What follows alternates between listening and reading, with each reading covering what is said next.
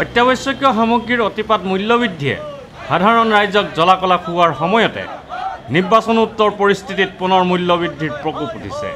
হৈ যোৱা নিৰ্বাচনত কংগ্ৰেছ আৰু বিজেপি উভয় দলেই বৃহৎ পুঁজিপতিৰ পৰা বৈধ অবৈধভাৱে ধন লোৱাত দেশত মূল্যবৃদ্ধি পুনৰ ভয়ংকৰভাৱে বাঢ়িছে।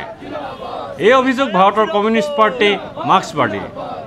ইফালে আমাৰ ৰাজ্যত গভীৰ বিদ্যুৎ সংকট, বানপানী, গুৱাহাটীত কৃত্ৰিম বানপানী আদি সমস্যা আছেই।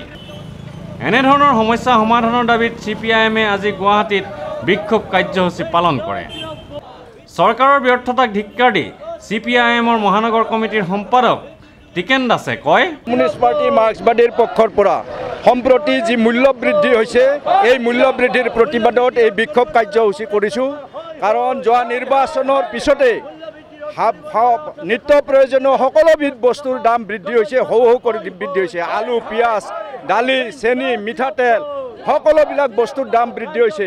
সম্প্ৰতি ডিজেলৰ দামো পুনৰ বৃদ্ধি কৰা হৈছে। গতিকে এই দাম বৃদ্ধি প্ৰত্যাহাৰ কৰাৰ দাবীত আমি ভাৰতৰ কমিউনিষ্ট পাৰ্টি মাৰ্ক্সবাদীৰ পক্ষৰ পৰা এই বিক্ষোভ কাৰ্যসূচী লৈছোঁ।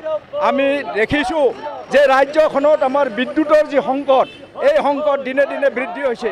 নিজস্ব উদ্যোগত কোনো বিদ্যুৎ উৎপাদন নাই। স্বাভাৱিকভাৱে মানুহে জুৰুলা হৈছে।